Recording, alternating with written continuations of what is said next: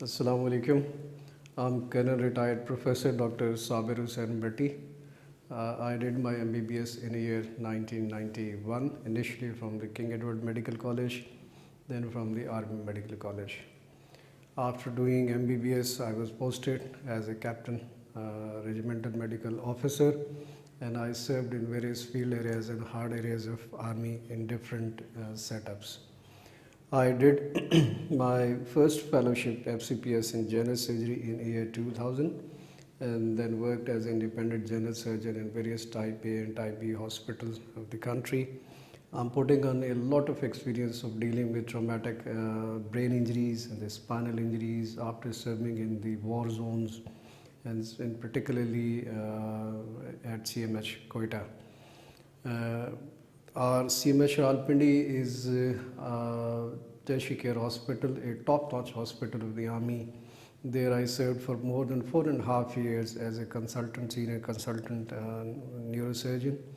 and I've been dealing with all kind of elective and emergency surgeries. I've been involved in the training of the undergraduates and the postgraduates as well. I took retirement from the Army from CMH Lahore in January 2018. Now I'm working at Ittefaq Hospital Trust as head of Department of Neurosciences, and there we are managing again all kind of neurosurgical emergencies, spinal surgeries, elective spinal and brain surgeries. I'm also running my own clinic by the name of MediSurg Kent Clinic in the vicinity of CMH Lahore at Lahore, Kent. We manage all kinds of emergency surgeries and the elective brain and the spinal surgeries, but my area of interest is endoscopic anterior skull-based surgeries and minimally invasive spinal surgeries. I did certification in this minimally invasive spinal surgeries from Berlin, Germany, and I've been doing it independently for the last 3 years in different hospitals. Neurosurgery के point of view से brain की और spine की बीमारियां मुख्तलिफ हैं.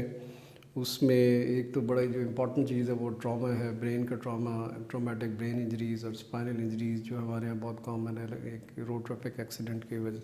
वजह से और फॉल्स की वजह से एक बड़ा एक बल्क है इनका हमारे यहाँ आता है.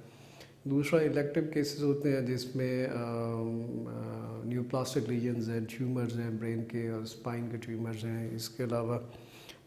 इन्फेक्शंस हैं, इसके अलावा कंजेनिटल एनॉमलीज़ हैं जिनके साथ जो ज़्यादा बच्चों में पाई जाती हैं. तो ये सारी इंडिकेशंस हैं जिनके साथ हमारे पास लोग आते हैं, दूर दराज एरिया से आते हैं और हम मैनेज करते हैं. जी, डिपेंड करता है कि पेशेंट की क्लिनिकल प्रेजेंटेशन क्या है. जो इम्पॉर्टेंट चीज़ डायग्नोसिस या तशख़ीस बीमारी की तशख़ीस में होती है वो पेशेंट की एक हिस्ट्री है, एक डिटेल्ड हिस्ट्री, और दूसरा ये एक एग्ज़ामिनेशन है कि उसके बेसिस पे हम एक इम्प्रेशन बना लेते हैं, एक प्रोविजनल डायग्नोसिस बना लेते हैं कि पेशेंट को प्रॉबेबली ये एक तकलीफ़ हो सकती है. उसके साथ फिर हमारी डायग्नोस्टिक एड्स हैं. आजकल तरह तरह के एड्स हैं. ब्रेन के अंदर सीटी स्कैन्स हैं, एमआरआईज़ हैं, एमआरएस टेक्निक्स हैं, और इसी तरह स्पाइन के अंदर भी ये टेक्निक्स इस्तेमाल होती हैं एग्जैक्ट लोकलाइज करने के लिए कि क्या किस नौइयत की इंजरी है, किस जगह के ऊपर है, और उसकी बेसिस पे हम फिर आगे प्लान करते हैं, डिस्कस करते हैं पेशेंट के साथ कि क्या क्या पॉसिबिलिटीज़ हैं, इस सर्जरी के क्या आउटकम्स होंगे और क्या हम करेंगे. जी, पेशेंट किसी भी डिज़ीज़ के लिए और जब हम सर्जरी रिकमेंड करते हैं तो सबसे इम्पॉर्टेंट जो पैरामीटर है वो काउंसलिंग है पेशेंट की, कि उसे हम एक उसके लेवल पे जाके पेशेंट के, अगर पेशेंट खुद ये चीज़ समझता हो, अगर वो उस कंडीशन में ना हो कि वो ना समझ सकता हो, तो अटेंडेंट्स को एक ही चीज़ काउंसिल करने जाते हैं कि हम क्या करने जा रहे हैं, उसके क्या एडवांटेजेस हैं, उसमें क्या रिस्क फैक्टर्स हैं और क्या खुदा न खासा कौन कौन सी कॉम्प्लिकेशंस हो सकती हैं. ये सारा कुछ करने के बाद फिर जब पेशेंट की प्रिपरेशन का स्टेप आता है तो उसमें ये देखा जाता है कि पेशेंट कोई मेडिसिन ले रहा है. फॉर एग्जांपल हमारे यहाँ बड़ा कॉमन होता है ब्रेन हेमरेजेस के साथ पेशेंट आते हैं, एनेरिज्म के साथ आते हैं. लोग लॉपरेन या ऐसी दवाइयाँ खा रहे होते हैं जो पहली ब्लड को थिन करती हैं, तो फिर हमने एक ख़ास इंटरवल के लिए वो मेडिसिन बंद करते हैं, उनको इंस्ट्रक्ट करते हैं कि ये मेडिसिन लें, ये ना लें. पेशेंट डायबिटिक्स हैं तो उनमें भी चांसेस सर्जरी के जो कॉम्प्लिकेशंस वाइज या इन्फेक्शन वाइज बढ़ जाते हैं, उसको हम इनिशियली मैनेज करते हैं. اور جہاں کی سرجری ہے سے برین کی سرجری ہے تو ہمارا پروٹوکال جو ہے کہ 24 آورس پہلے ہم پیشنٹ کو ایڈمٹ کر دیتے ہیں، اینٹی بایوٹکس پہ ڈال دیتے ہیں، اور just before the surgery we recommend کہ جب بھی سرجری کے لیے آئیں تو پیشنٹ تھورلی ایک شاور لے کر آئیں، اور پیشنٹ تھیٹر کے اندر ہم پھر تھیٹر کے اندر ہی ہم کلپر سے شیو کرتے ہیں اور ایریا پریپیئر کرتے ہیں۔ جی یہ بڑا ہی امپورٹنٹ کویشچن ہے کہ ایوولوشن ہے ہر طرح کی ٹریٹمنٹ میں اور سرجریز کے اندر، اور اب کانسیپٹ ایمرج کر رہا ہے منیملی انویسو سرجریز کا اور انڈوسکوپک سرجریز کا، اور خاص طور پہ برین ایک ایسا ٹیشو ہے جو باڈی کا سب سے زیادہ سفسٹیکیٹڈ اور سینسیٹیو ٹیشو ہے، اور اس کو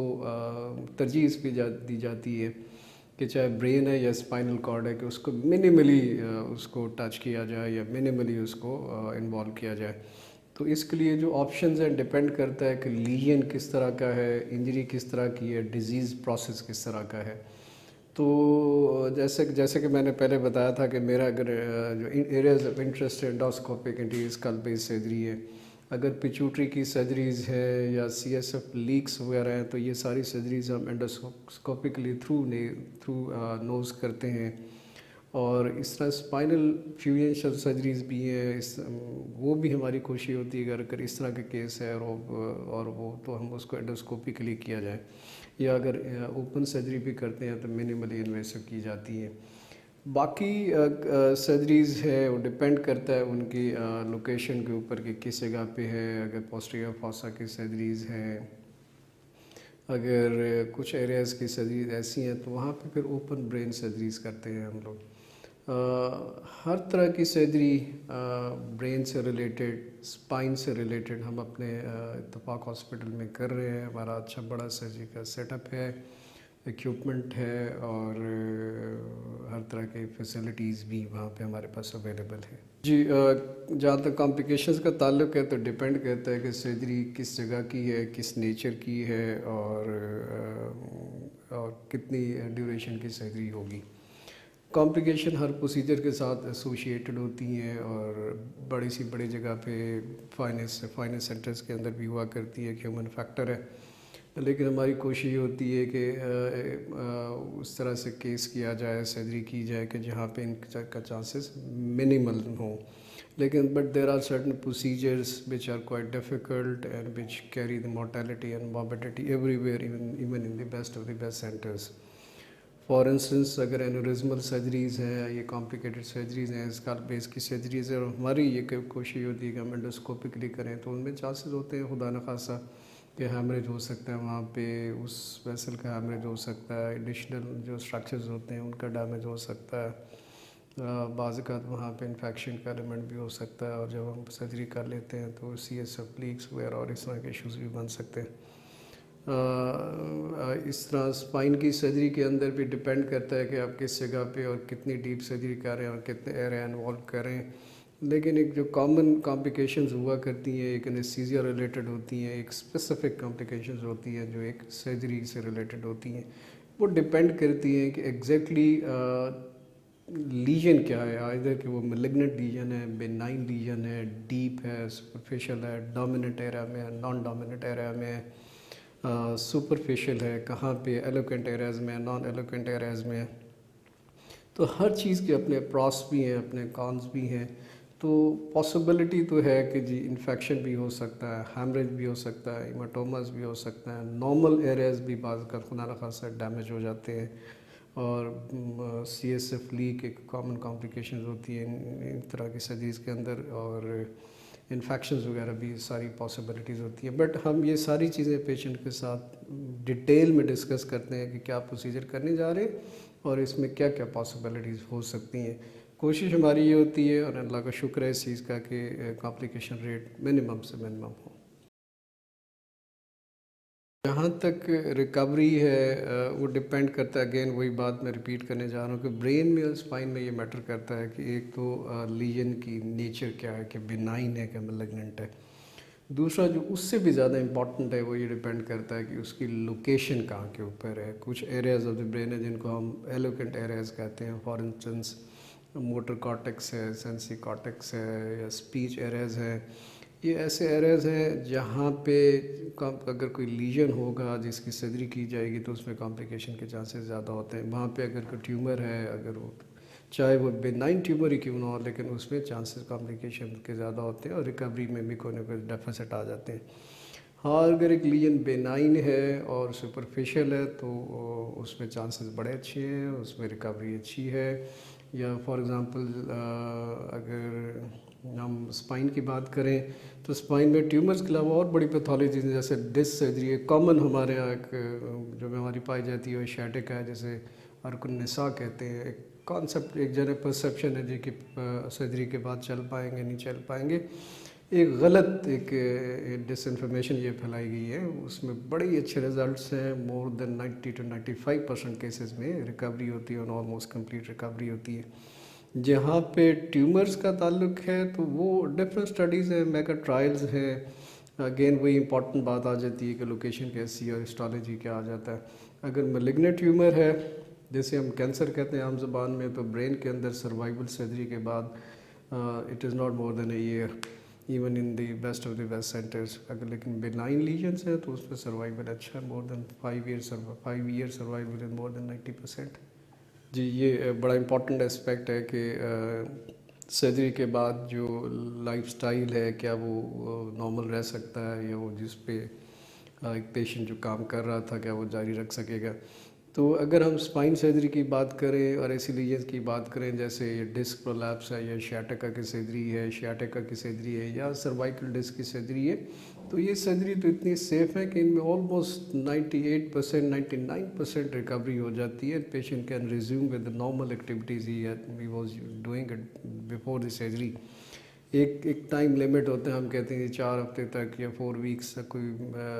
ہیوی کام نہ کریں، بھاگے دوڑے مت اور احتیاط کریں، اس کے بعد تو people can do normal work. اسی طرح اگر ٹیومرز ہیں، سپرفیشل ٹیومرز ہیں اسپائن کے، ڈیورا کے باہر پڑے ہوئے ہیں، تو اس میں تو بڑے اچھے رزلٹس ہیں. ایون ڈیورا کے اگر اندر ہے اور اس میں بھی بڑے اچھے رزلٹس ہیں، patient can lead a normal life. ہاں ڈیورا کے اندر انٹرامنڈلری ٹیومرز ہیں تو اس پہ کچھ نہ کچھ ڈیفیسٹ آ جایا کرتے ہیں، وہ ڈیپینڈ کرتا ہے کس جگہ کے لیے نہ کس حد تک ہے. جہاں تک برین کا تعلق ہے تو برین میں چونکہ ری جنریشن اس طرح سے نہیں ہوتی جس طرح ریسٹ آف دی باڈی میں ہوا کرتی ہے، جو ایک دفعہ ڈیفیسٹ آ جاتا ہے either because of the trauma, tumour اور ہیمریج وٹ ایور، تو وہ ڈیفیسٹ پرسسٹ کرتا ہے. لیکن بعد میں نیورو پلاسٹیسٹی سے اور چیزوں سے کچھ نہ کچھ ریکوری ہو جاتی ہے، فزیو تھراپی ہو جاتی ہے. بٹ اس میں پھر پیشنٹ کی کاؤنسلنگ اور ریہیبلیٹیشن بڑی امپورٹنٹ ہے. ہم پھر اس پہ اسٹریس دیتے ہیں پیشنٹ کو کہ ریہیبلیٹیشن اور فزیو تھراپی کرتے رہیں، تو اس میں پھر امپرومنٹ ہو جایا کرتی. لاسٹ میں جو لوگ بھی یہ دیکھ رہے ہیں یا سن رہے ہیں، میری ایک قسم کی ایک گزارش ہے اور ایک قسم کا ایک میسیج ہے سب کے لیے